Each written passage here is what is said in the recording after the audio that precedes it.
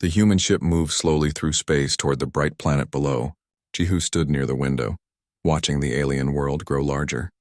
His rifle hung across his chest and his uniform was crisp and clean.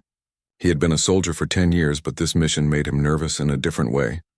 "Stop worrying," Yuna said beside him. She was his best friend and the team's medic. "We're just here to smile and shake hands." "I don't trust missions that seem easy," Jihu replied. Commander Doyen walked past them, checking each soldier. He stopped beside Jihu. "Remember, we represent all of humanity today. The Velthari are one of the most powerful species in the galaxy. Show respect, stay alert, but don't start any trouble." "Yes, sir," Jihu said. The ship landed on a platform made of crystal that glowed with soft blue light. Through the windows, Jihu could see tall buildings that reached into the clouds. Everything looked perfect and clean. The Velthari people walked past, tall and elegant, with pale blue skin and eyes that seemed to glow. They barely looked at the human ship. Princess Alara stood in her tower high above the landing platform. She watched the humans exit their small, ugly ship. They were so short compared to her people. Their skin was strange colors and they wore heavy armor as if they expected danger everywhere. "They look so fragile," she said to High Council Vryn, her teacher and advisor. The old Velthari woman smiled slightly. "They are young as a species, Your Highness. But young does not always mean weak. They have only been in space for 100 years, Alara said. My people have traveled the stars for 10,000 years. They live such short lives. Most of them will die before they reach 100 years old. How can they possibly understand the galaxy? Time will tell," Vryn said quietly. The formal reception took place in the Grand Hall. The ceiling was so high that clouds formed near the top. Jihu and his team stood along the walls watching everything. The human diplomat sat at a long table with the Velthari nobles. Princess Alara entered last. Everyone stood. She wore robes that seemed made of liquid silver, and a crown of blue crystal rested on her head. She was beautiful in the way a statue was beautiful, perfect but cold. She greeted each human diplomat with polite words that felt empty. When she reached the security team, she stopped in front of Jihu. "Why do humans need so many guards?" she asked. Her voice was soft but cutting. "My people have natural abilities that warn us of danger. We are stronger and faster than most species. We don't hide behind soldiers." Jihu met her eyes but said nothing. Commander Doyen stepped forward. "We have different customs, Your Highness. We believe in being prepared." "Prepared for what?" Alara asked. "You are guests on our world. Do you not trust our protection?" "We trust our own people to do their job," Doyen said calmly. Alara's lips curved in a smile that wasn't friendly. "How interesting. I suppose when one is weak, one must rely on others." Jihu's jaw tightened, but he stayed silent. Yuna touched his arm gently, reminding him to stay calm. The dinner that followed was long and uncomfortable. Alara sat at the center of the table, and she spoke often about Velthari achievements. She talked about battles won centuries ago, about technology humans couldn't begin to understand, about warriors who trained for lifetimes. "Your soldiers are so young," she said at one point, looking at Jihu. "How old are you, soldier?" 28, Your Highness," Jihu answered. 28, she repeated. "I have been training in combat for 60 years. By your standards, I am still considered young. How can you possibly compete with species who have so much more time to perfect their skills?" "We learn fast," Jihu said simply. "Out of necessity, I imagine," Alara said. "When death comes so quickly, you must hurry everything." Seojin, the tech specialist, whispered to Yuna. "She really doesn't like us." "She's scared," Yuna whispered back. "We're new and we're changing things. People who have power for a long time don't like change." Later that evening, Jihu walked the palace halls. He wasn't supposed to explore, but old habits were hard to break. He noticed things. The guards stood in predictable patterns. The doors had strong locks, but the windows were just glass. The ventilation systems were large enough for someone to crawl through. The Velthari felt so safe that they had forgotten to prepare for real danger. He found a balcony and stood looking at the city. It was beautiful. Lights floated in the air without wires. Music played from somewhere soft and strange. The air smelled like flowers he had never seen before. "You should not be here," Jihu turned quickly. Princess Alara stood behind him alone. She wore simpler clothes now and no crown. "Apologies, Your Highness. I'll return to my quarters." "Wait," she said. She came to stand beside him, looking out at her city. "Why do you carry weapons even now?" The palace is safe. With respect, Your Highness, nowhere is completely safe. She laughed, but it wasn't a happy sound. You humans are so paranoid. You see danger everywhere because you are defenseless. Your bodies break so easily. Your minds crack under pressure. You have no natural weapons, no special abilities. You are prey pretending to be predators. Jihu was quiet for a moment. Then he said, maybe you're right. We're not as strong or as fast as other species. We don't live as long. We don't have telepathy or tough skin. But we're still here. We survived on a planet that tried to kill us every day. We fought wars against each other and somehow didn't destroy ourselves. We made it to the stars despite everything working against us. If that's weakness, I'm proud to be weak. Alara looked at him with surprise. No one spoke to her like that. She opened her mouth to respond, but alarm suddenly screamed through the palace. Jihu's hand went to his rifle instantly. What is that? A Velthari guard ran onto the balcony. Your Highness, we detect unknown ships at the system edge. Military vessels. Impossible, Alara said. No one would dare attack Velthara Prime. Jihu looked up at the sky. His instincts were screaming at him. Something was very wrong. He touched his communicator. Doyen, this is Jihu. We need to secure the diplomats now. It's probably nothing, the guard said. Merchants off course, perhaps. Or perhaps not, Jihu said. 3 days passed. The unknown ships didn't leave, but they didn't attack either. The Velthari military tracked them, but wasn't worried. Alara continued to treat the humans with barely hidden contempt. She made more comments about human weakness, human fear, human foolishness, but Jihu kept watching the sky. And his hand never left his weapon. On the third night, the stars above the palace suddenly filled with fire. The attack had begun. The explosion shook the palace like an earthquake. Jihu was already moving before the alarms finished their first warning cry. He grabbed his rifle and ran into the hallway where other human soldiers were gathering. Report. Commander Doyen shouted over the noise. Seojin had his tablet out, his fingers flying over the screen. Multiple warships just appeared above us. They dropped out of hyperspace inside the planet's defenses. They're firing on the palace shields. Who are they? Yuna asked, checking her medical kit. Kraith Dominion, a Velthari guard said, his face pale with shock. But this is impossible. They would never attack our homeworld directly. The consequences would be another explosion cut him off. The lights flickered. Consequences don't matter if they win, Jihu said. Where's the Emperor? Where's Princess Alara? The Emperor is in the command center in the Eastern Wing, the guard said. The princess was in her quarters in the North Tower. We need to evacuate the human diplomats to our ship, Doyen ordered. Jihu, Yuna, get them moving. Seojin, I need a route that avoids the main corridors. They moved fast. The palace was chaos. Velthari nobles ran in panic, something Jihu had never expected to see.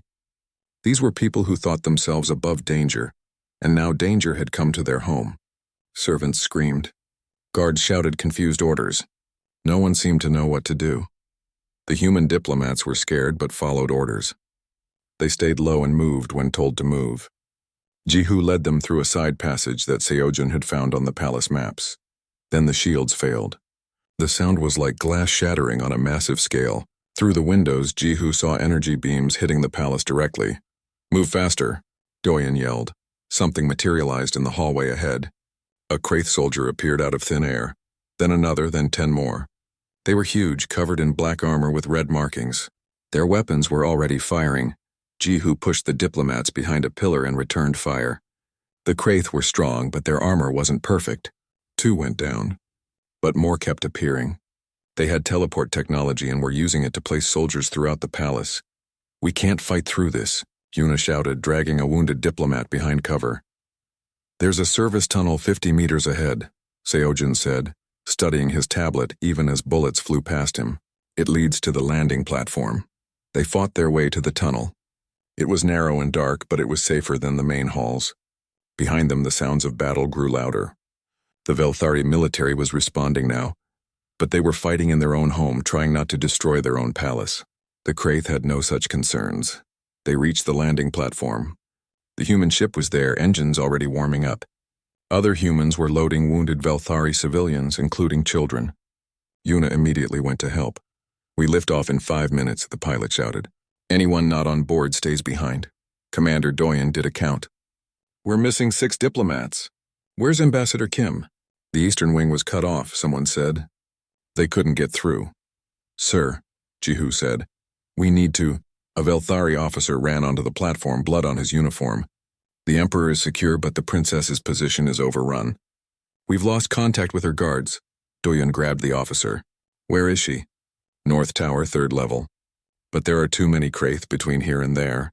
She's lost, Jihu's mind raced. He pulled up his tactical display. The North Tower was across the palace through multiple combat zones. There were at least 50 Kraith soldiers between them and that position.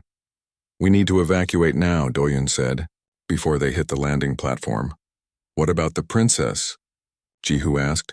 She's not our responsibility. We need to save our people. Jihu looked at the palace. Smoke rose from multiple sections. He could hear weapons fire echoing through the halls. He thought about Alara's face when she talked about human weakness. He thought about her standing alone in a tower, surrounded by enemies who wanted her dead or captured. Jihu, Doyen said. That's an order. I know, sir. Don't do anything stupid, Jihu checked his rifle. He had 4 magazines left, 3 grenades, and a combat knife. Not enough for what he was thinking. Seojin, give me whatever you've got. Seojin looked at him for a long moment. Then he pulled 2 more magazines and a pack of explosives from his vest. I didn't see anything. Jihu, stop, Doyen said. But his voice was tired, like he already knew he'd lost this argument. She's a person who needs help, Jihu said. That's all that matters. Yuna grabbed his arm. You can't save everyone. I can try. You'll die. Maybe. But I'll die doing the right thing. He touched his communicator. Seojin, I'll need you to guide me through the palace. Can you hack their systems? Already working on it, Seojin said quietly. Doyen stepped close to Jihu. When this is over, you're confined to quarters for a month. If you survive, yes, sir. Now go. Fast. Jihu ran back into the palace. Behind him, he heard Yuna yell, Bring her back! Bring yourself back! The palace was worse now. Bodies lay in the corridors, both Velthari and Kraith.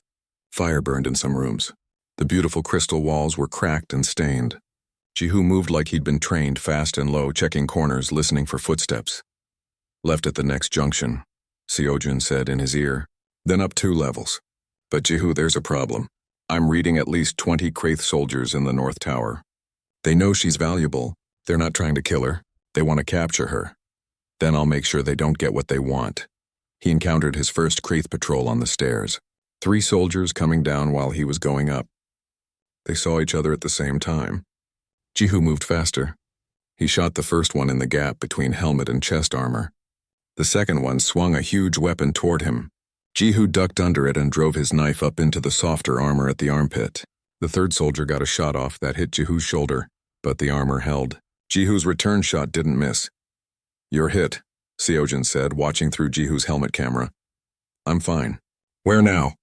3rd level. Turn right. Jihu, she's in the ceremonial chamber. The Kraith have her surrounded. Jihu reached the 3rd level and stopped. Through a doorway, he could see the chamber. It was a huge room with a domed ceiling. Princess Alara stood in the center, backed against a pillar. 3 Velthari guards lay dead around her. At least 15 Kraith soldiers formed a circle around her, weapons pointed. A Kraith commander stepped forward.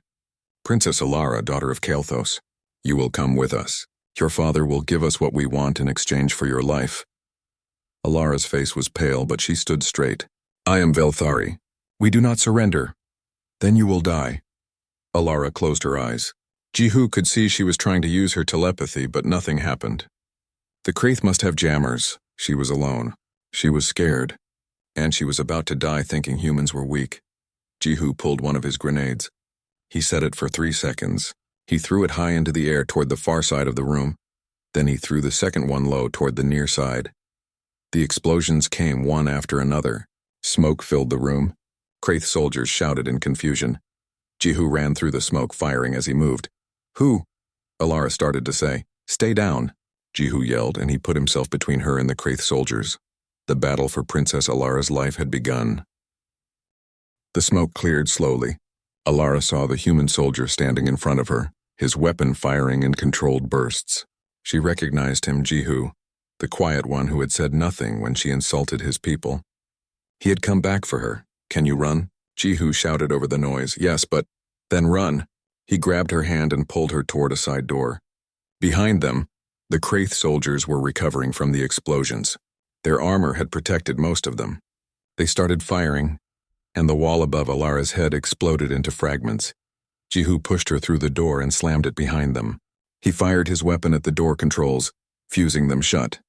That'll hold them for maybe 30 seconds. Move. They ran down a corridor.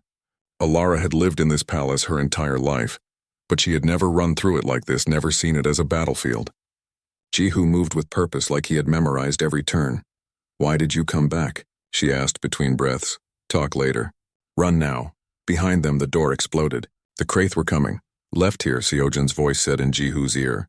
There's a maintenance passage. But you've got more company ahead. At least 10 soldiers. Can we go around? Negative. They're covering all the routes. Then we go through. Jihu stopped and turned to Alara. Can you fight? I've had training, but good enough. Stay behind me. If I go down, you run. Don't stop. Head toward the landing platform in the eastern section. The human ship should still be there. I won't leave you. You will if I tell you to. I didn't come this far to watch you die because of pride. They turned the corner and the Kraith were waiting. Jihu didn't hesitate. He threw himself to the side, rolling behind a decorative statue that was worth more than a spaceship. He fired from cover, precise shots that found gaps in armor. Alara watched in shock. This wasn't how Velthari fought. Her people had elegant combat techniques perfected over centuries. They moved like dancers, each strike beautiful and calculated. Jihu fought like an animal, vicious, practical, using every advantage. He shot one soldier in the knee, then in the throat when he fell. He used a thrown helmet to distract another, then shot them while they flinched. When his weapon clicked empty, he didn't panic. He reloaded while moving, rolled over a dead Kraith's dropped weapon, picked it up and kept firing. One Kraith got close. Jihu blocked a blade with his rifle, let the weapon be knocked away, then drove his knee into the soldier's stomach and his knife into their throat. All in 3 seconds. It was brutal. It was effective. It was terrifying. Move! Jihu shouted. They ran again. Alara's expensive robe slowed her down, so she tore them, making them shorter. Her feet hurt in the formal shoes, so she kicked them off. Jihu noticed and nodded approval. You learn fast, he said. I'm motivated. They reached a grand staircase. Bodies lay on it, more Velthari guards who had died defending the palace. Alara felt tears in her eyes. These were people she knew. I'm sorry, Jihu said quietly, but we need to keep moving. An energy blast hit the railing near them. More Kraith were coming down the stairs from above. Jihu cursed. We're trapped. Behind us, above us. Seojin, I need options. Are working on it. There's wait, the ventilation shaft. It's big enough for you to fit. Where? Next room to your right. But Jihu, it's a 15-foot drop on the other side. We'll manage. They got to the room. It was a library filled with ancient books and scrolls. The ventilation shaft was in the ceiling.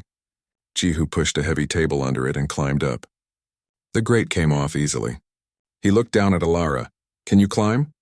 Yes, he pulled her up. Behind them, the Kraith entered the library. Jihu threw his last grenade toward them and pushed Alara into the shaft.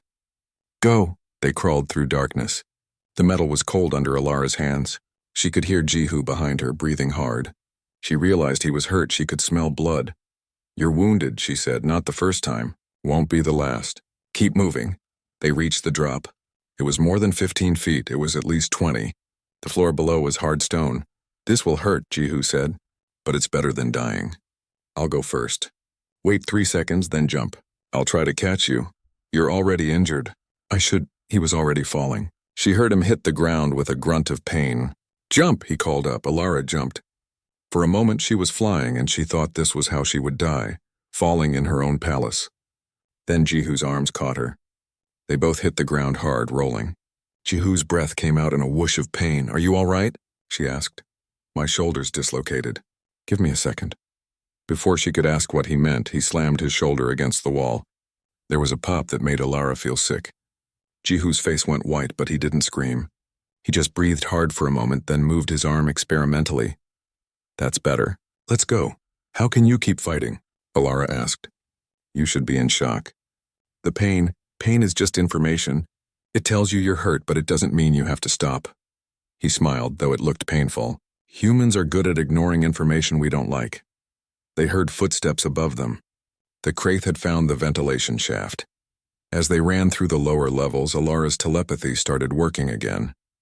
The Kraith jammers must not have reached down here. She touched Jihu's mind carefully, not wanting to invade his privacy but needing to understand him. His mind was nothing like she expected. It wasn't simple or primitive.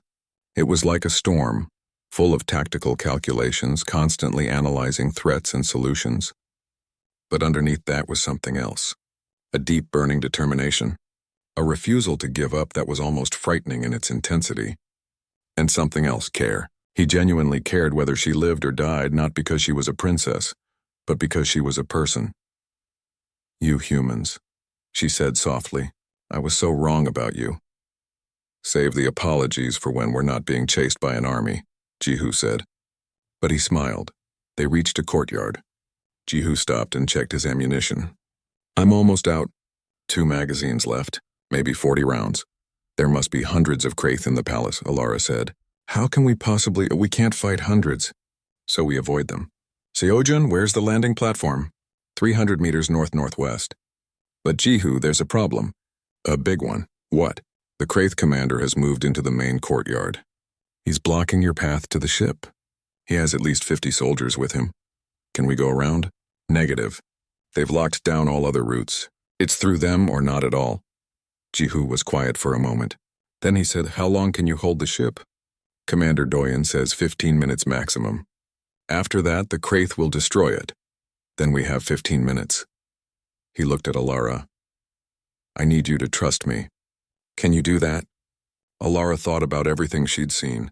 This human who should be dead 5 times over, who fought with weapons and tactics her people would call primitive, who had risked everything for someone who had insulted his entire species. "Yes," she said, "I trust you." "Good, because this next part is going to be really stupid." They moved toward the courtyard. Through an archway, Alara could see the Kraith commander. He was huge even for his species, with scars covering his armor. His soldiers stood in formation around him. Beyond them, the human ship waited. So close. So impossibly far. Jihu checked his weapons one more time. He looked at Alara. "When I was a child, my grandmother told me a story. She said humans should have died out 1,000 times. We were too weak, too slow, too fragile. But we're still here. You know why? Why? Because we're too stupid to know when we're beaten." He stepped into the courtyard. "Commander," he shouted. "Let's talk." The courtyard fell silent. 50 Kraith soldiers turned to look at Jihu. The commander stepped forward, his footsteps heavy on the crystal stones. "A human," the commander said. His voice was deep and rough. "One human soldier. This is what the Velthari send to rescue their princess? How insulting to both of us." "I'm just here to take her home," Jihu said. He kept his rifle lowered but ready. The commander laughed. "I am Vexthor, first blade of the Kraith Dominion. I have fought in 300 battles. I have killed opponents from 20 different species. And you think you can stop me? I don't think anything. I just do what needs to be done." Vexthor studied him with interest. "You are brave." "Foolish, but brave. I will make you an offer. Give me the princess and walk away. This conflict is not your concern. Your people and mine have no quarrel. Why should you die for her?" Alara grabbed Jihu's arm. "He's right. This isn't your fight. Please just go. You've done enough." Jihu didn't look at her. He kept his eyes on Vexthor.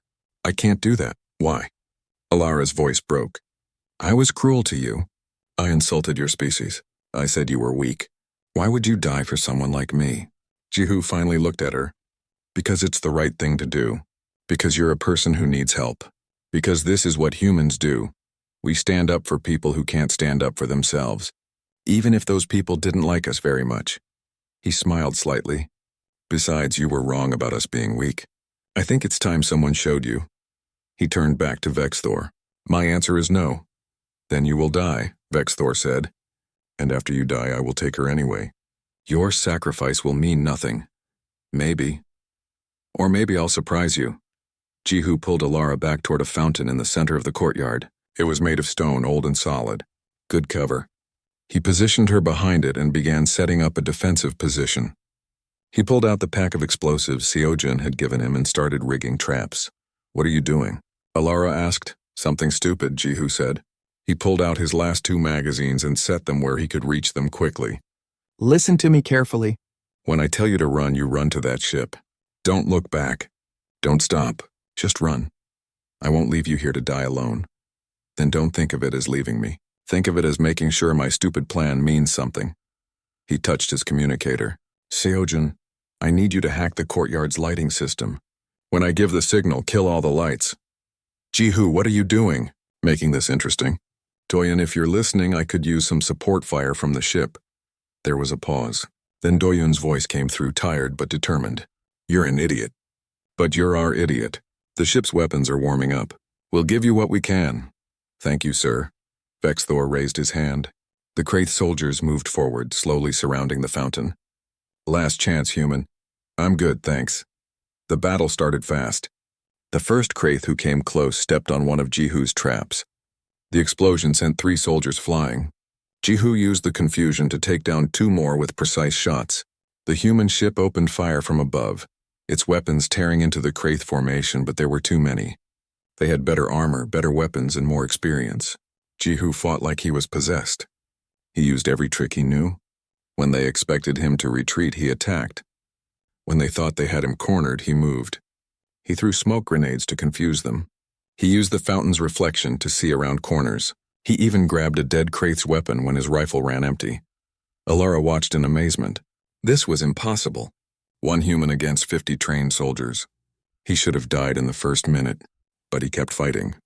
He kept moving. He got hit, bled, and kept going. And then she understood something. Jihu wasn't trying to win. He was trying to buy time. Every second he kept them busy was another second for help to arrive. Every Kraith soldier who focused on him was one who wasn't looking at her. He was sacrificing himself so she could live. She couldn't let him do it alone. Jihu, she called. Teach me. What? You said I learn fast. Teach me how to fight like a human. He looked at her like she was crazy. Then he laughed, dark and wild. All right. First rule, there are no rules. Second rule, use everything as a weapon. She watched how he moved. Not elegant like Velthari combat. Desperate, practical. She picked up a piece of broken crystal from the fountain. When a Kraith soldier came close, she threw it at his eyes. He flinched. Jihu shot him. Good, Jihu shouted. Third rule, make them angry. Angry people make mistakes. Your commander is a coward. Alara yelled at Vexthor. He hides behind his soldiers while 1 human defeats them all. Vexthor roared in rage. He pushed his own soldiers aside and charged at them himself. Lights, Jihu shouted. Now! The courtyard went dark. Jihu had been counting seconds, knowing where everyone was positioned. The Kraith had better night vision, but they were confused. The human ship's weapons lit up the darkness with each shot, and in that chaos Jihu moved. He didn't fight Vexthor head-on. That would be suicide. Instead, he fought dirty. He threw a flashbang at the commander's feet. While Vexthor was blind and deaf, Jihu shot out his knee joint. The commander fell. Jihu planted his last explosive charge on the commander's armor and ran. Run! He shouted at Alara. Now! They ran together toward the ship. Behind them, the explosion sent Vexthor flying. The Kraith formation broke in confusion. Some went to their commander. Others fired wildly. They were 50 meters from the ship. 40. 30. Then Jihu's luck ran out. An energy blast hit him in the back. His armor cracked. He fell forward, gasping. Alara caught him. Get up, she cried. Please get up. Go, he whispered. Blood leaked from his mouth. Just go. No, she pulled him to his feet. He was heavy, much heavier than she expected. Human bones were dense, their muscles packed with more strength than their size suggested. She dragged him forward. 20 meters. 10-dot energy blasts hit the ground around them. One grazed Alara's arm and she screamed in pain. But she didn't stop. Other humans appeared from the ship. Yuna ran forward with 2 soldiers. They grabbed Jihu and carried him. Another soldier covered their retreat, firing at the Kraith. They reached the ship's ramp. Alara stumbled aboard, her arm burning. They laid Jihu on the floor. His breathing was shallow and fast. His eyes were unfocused. Yuna, Alara cried. Help him! The medic was already working, cutting away Jihu's armor. The blast hit his spine. Internal bleeding. He's going into shock. Save him, Alara said. Please, I'm trying. The ship lifted off. Through the windows, Alara saw the courtyard falling away. Then she saw something else. Belthari warships dropping from orbit. Her people's military. Finally organized, finally fighting back. But it was the humans who had held the line. It was one human soldier who had given them time to respond. Commander Doyun came to stand beside her. He disobeyed direct orders. He broke protocol. He risked an interstellar incident. I know, Alara whispered. He's also the bravest person I've ever known. They watched as Yuna worked frantically. Jihu's hand hung limp over the side of the medical table. Alara took it. His skin was warm, his grip weak. Don't die, she told him. You were right about humans. You were right about everything. Don't die before I can tell you that. His eyes opened slightly. He tried to smile. Told you. We're too stupid to know when we're beaten. Then his eyes closed. He's flatlining, Yuna shouted. I need help. Medical equipment beeped frantically. The ship accelerated away from the planet, and Alara held the hand of a human soldier who had changed everything she thought she knew about strength. Outside the window, the battle for Velthara Prime continued. But for Alara, the only thing that mattered was whether Jihu would survive to see the sun rise one more time. 2 weeks later, Jihu opened his eyes. The room was white and clean, filled with soft blue light. For a moment, he thought he had died. Then he felt pain, which meant he was very much alive. You're awake, a familiar voice said. He turned his head slowly. Princess Alara sat in a chair beside his bed. She looked different, tired with dark circles under her eyes. She wore simple clothes instead of royal robes. Her hair was pulled back in a practical style. How long? Jihu's voice was rough. 14 days. You had surgery 3 times. The doctors said any other species would have died from your injuries. But humans apparently refuse to die even when they should. He smiled weakly. We're stubborn like that. Did we win? Yes, the Kraith were pushed back. The Velthari military destroyed their fleet. Commander Vexthor survived and was captured. He's being held for trial, she paused. But the victory came at a cost. 300 Velthari died. 20 humans died, including diplomats who were just here to make peace. I'm sorry. Don't be. Without you, I would be dead or captured. Without the humans holding the line, the Kraith would have taken the palace before our military could respond. You saved more lives than were lost. Jihu tried to sit up. Pain shot through his back and he gasped. Alara was immediately there, helping him, adjusting the bed so he could sit. You should rest, she said. I've been resting for 2 weeks. I need to know, my team. Yuna, Seojun, Commander Doyen. They're all fine. Yuna has been helping train our medics in human emergency medicine. Seojun is working with our engineers, and Commander Doyen has been promoted. He's now one of the human representatives to the Galactic Coalition. He must be happy about that, Jihu said dryly. He always wanted more paperwork. Alara laughed. It was the first time Jihu had heard her really laugh. It was a nice sound. Over the following days, she visited every afternoon. They talked about everything. She told him about her life as a princess, the pressure, the expectations, the loneliness of always being perfect. He told her about Earth, about growing up in a small town, about choosing to be a soldier because he wanted to protect people. I owe you an apology, Alara said one day. Everything I said about humans, about you being weak, I was wrong and I'm sorry. You were scared, Jihu said. Humans were changing things. When you have power for a long time, change feels like a threat. That doesn't excuse my behavior. No, but it explains it. And you learned. That's what matters. She was quiet for a moment. I watched you fight. I saw you take injuries that should have killed you. I felt your mind through my telepathy. It was like touching fire, so intense, so determined. I've never seen anything like it. You weren't fighting because you were trained to fight. You were fighting because you cared. That's something my people have forgotten. What do you mean? We've been powerful for so long that we stopped understanding why we fight. We have the best weapons, the best ships, the best training, but we forgot that fighting isn't about who has the most power. It's about what you're willing to sacrifice for others. You taught me that. Jihu reached out and took her hand. You helped save yourself too, when you stayed and fought instead of running. That took courage. I learned from the best. 3 weeks after the attack, a ceremony was held in the palace. The damaged sections had been repaired, but scars remained, reminders of the day the impossible happened. The great hall was filled with dignitaries from across the galaxy. Humans stood beside Velthari, equals for the first time. Jihu stood at attention, wearing his dress uniform. The injury still hurt, but he could stand. That was enough. Commander Doyen stood beside him, along with Yuna and Seojun.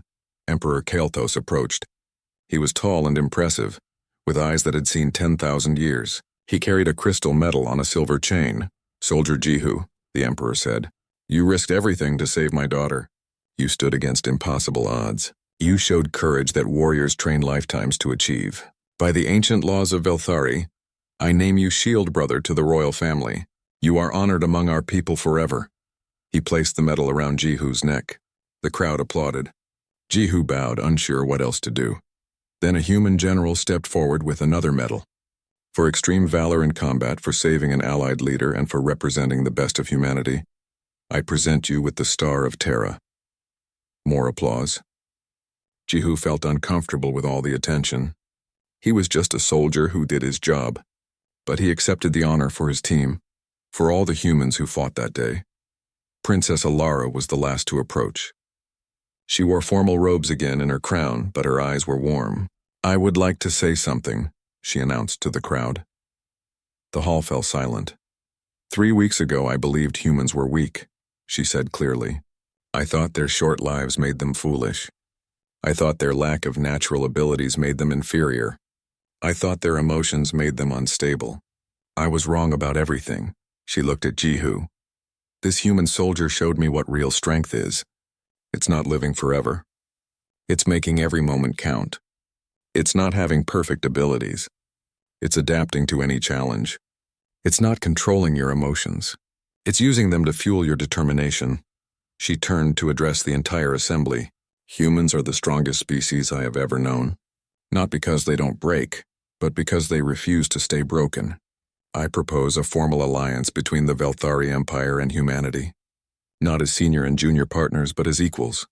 The crowd murmured in surprise. Such an alliance had never been offered to such a young species before. Emperor Kael'thas stepped forward. "My daughter speaks wisdom beyond her years. The ancient races have grown comfortable in our power. We have forgotten what it means to struggle, to fight, to sacrifice. Humanity remembers. They can teach us what we've forgotten. I support this alliance." The human ambassador stood. "On behalf of Earth and all human colonies, we accept with honor." The hall erupted in applause. Jihu looked at his friends. Yuna was crying happy tears. Seojun was grinning. Commander Doyen nodded with approval. After the ceremony, Alara found Jihu on a balcony overlooking the city. The same balcony where they had talked before the attack. "You're leaving tomorrow," she said. "Yes, back to Earth. I need to finish recovering, and I have that month of confinement that Commander Doyen promised me. Will you come back? Maybe.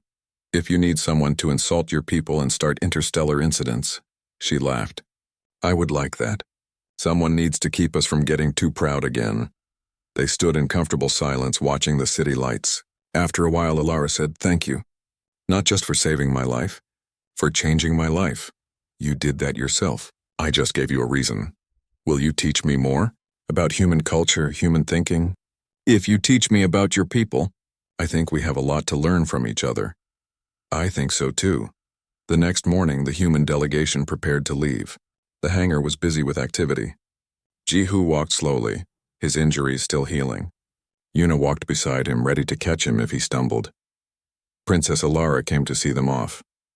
She hugged Yuna, shook hands with Seojun, and bowed to Commander Doyen. Then she turned to Jihu. "Stay safe," she said quietly. "You too. And remember, I know, never underestimate humans." I was going to say never stop learning, but that works too. She smiled, then did something surprising. She hugged him. It was brief and formal, but it was real. As the ship lifted off, Jihu looked down at Velthara Prime. The planet that had almost been his grave was now a symbol of something new, understanding between species, friendship between former strangers. "That went well," Yuna said beside him. "Did it? I disobeyed orders, nearly died, and caused a diplomatic crisis." "Yes, but you also saved a princess, stopped an invasion, and created an alliance. I'd say it balances out." Commander Doyen approached. "Jihu, when we get back to Earth, you're confined to quarters for 1 month. No exceptions." "Yes, sir." "After that, I'm recommending you for a new unit, Joint Human Velthari Combat Forces. Someone needs to train them, and you seem to have experience working with our new allies. I'd be honored, sir.